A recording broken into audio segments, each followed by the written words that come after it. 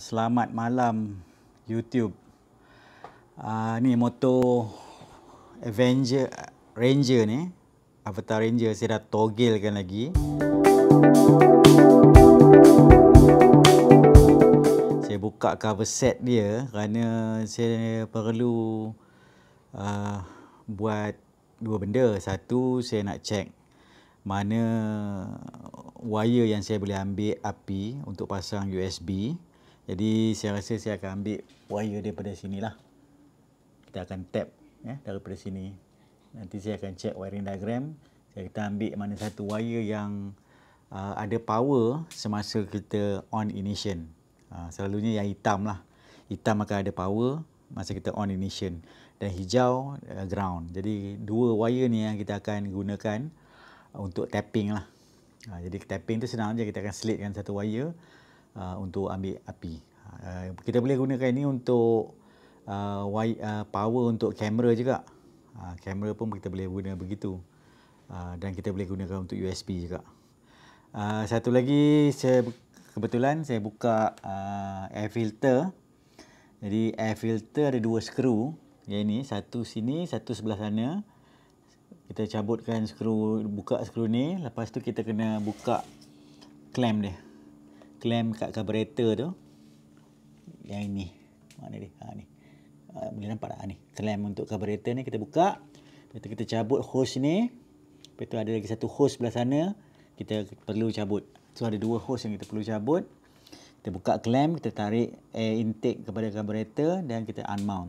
Lepas tu air filter ni ada 7 skru. Skru besar.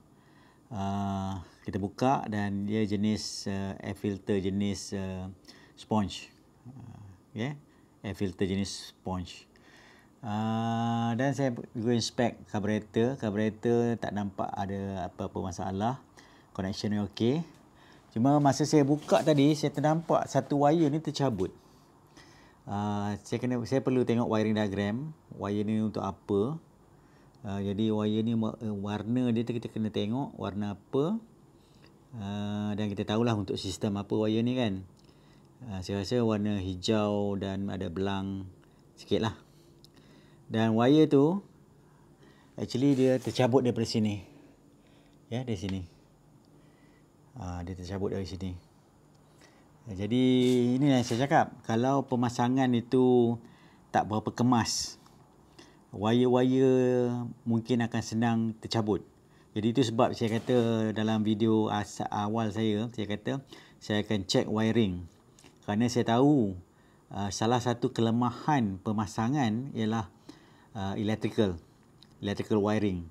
Kerana rata-rata yang memasang motosikal, kereta lebih arif kepada sistem mekanikal.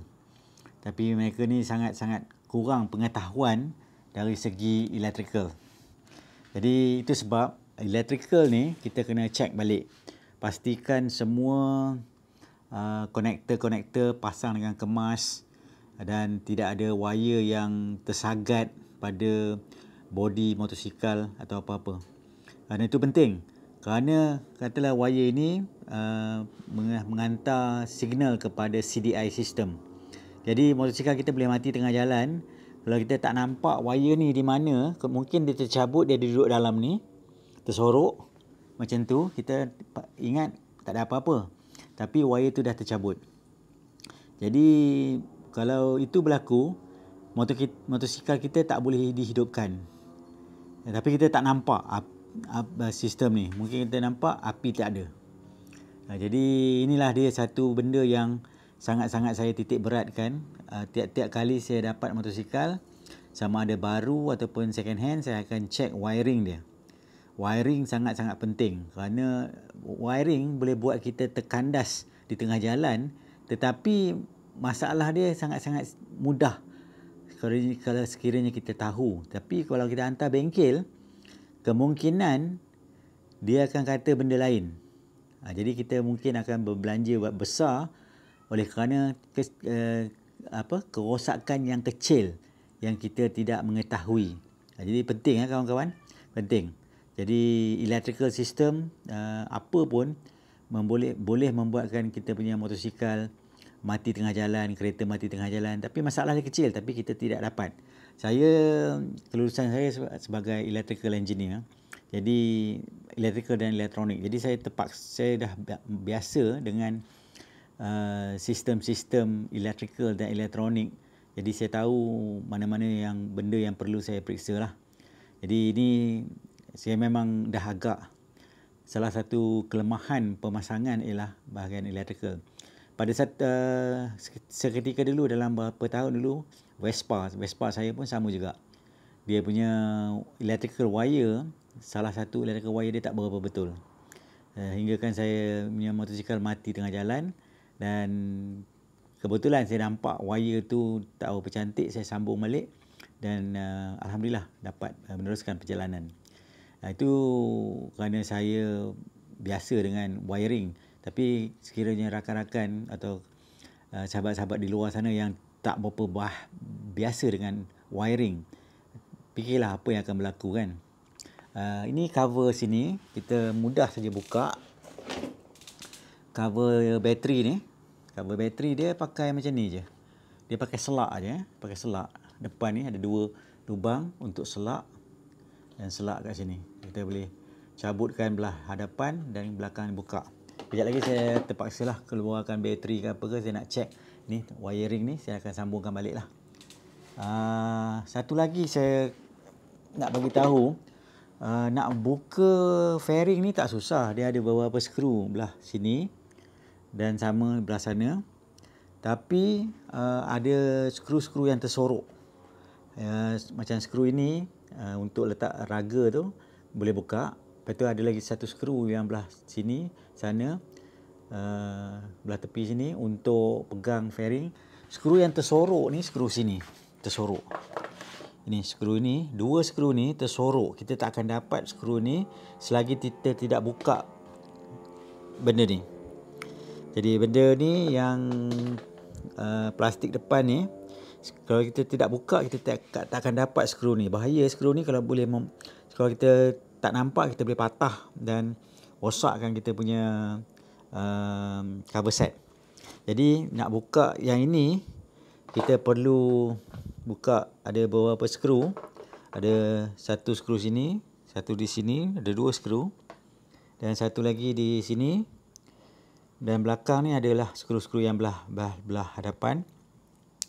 Yang paling penting, dia slot in. Dia slot in kepada cover set.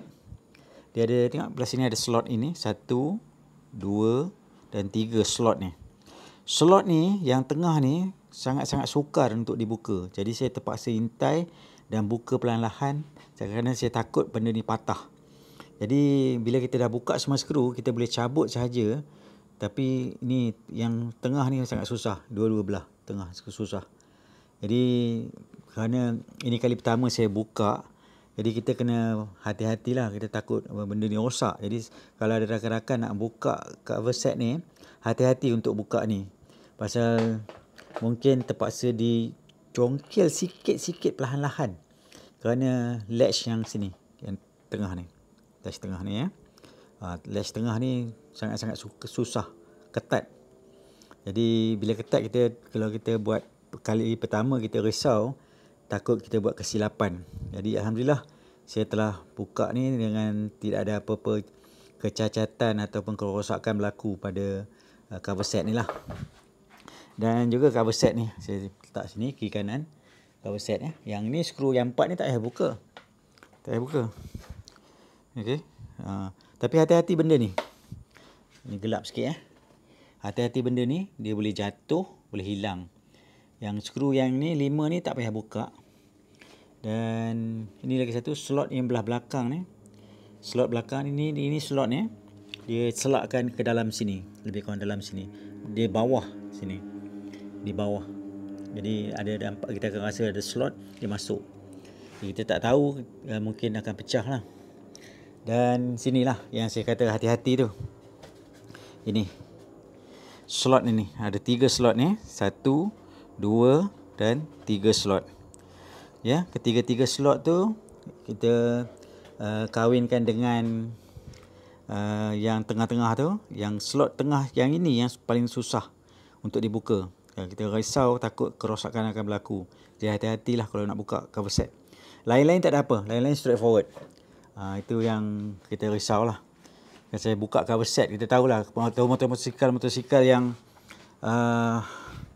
harga mampu milik ni, kadang-kadang dia punya sistem cover set dia tu agak lembut dan mungkin ada yang tak berapa cantik.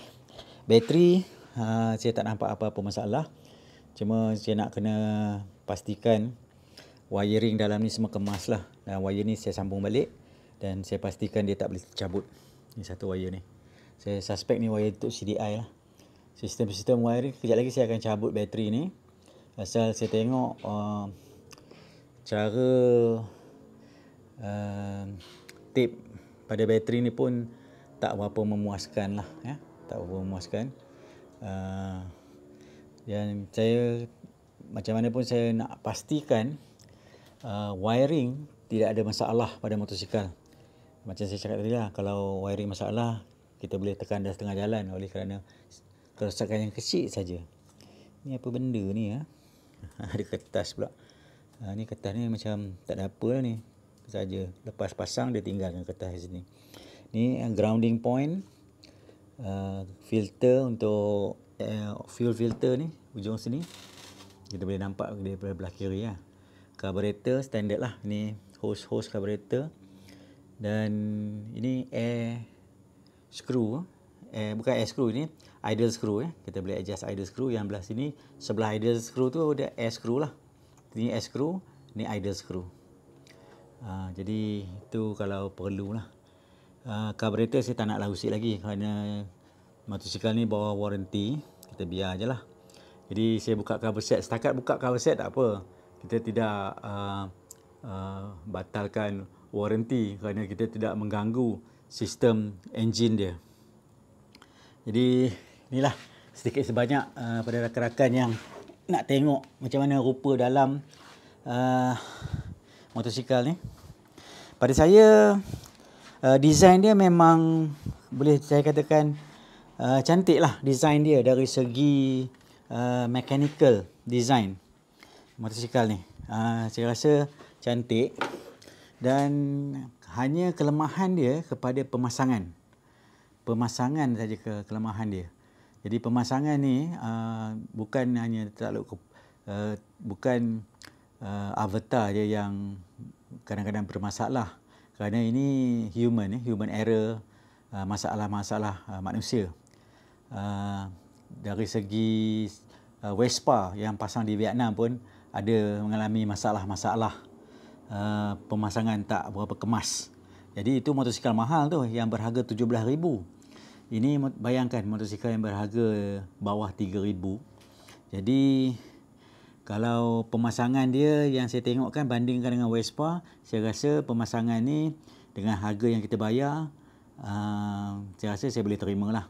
Cuma macam saya cakap lah, saya terpaksa buka balik sikit-sikit, pastikan wiring semua okey. Jadi tak adalah saya tekan dah setengah jalan oleh kerana kerosakan yang sangat-sangat kecil tapi kita tak nampak. Baiklah YouTube, rakan-rakan semua, saya dah lewat dah ni. Pasal ni pun saya secara kebetulan ya, saya nak check tadi. Nanti apa yang saya akan buat ialah saya akan letak USB power outlet dan juga untuk kamera. Saya tengah fikir macam mana saya nak route kamera punya wiring. Saya rasa motosikal ni tak susah, mudah sangat untuk dibuat. Baiklah YouTube, terima kasih. Bye.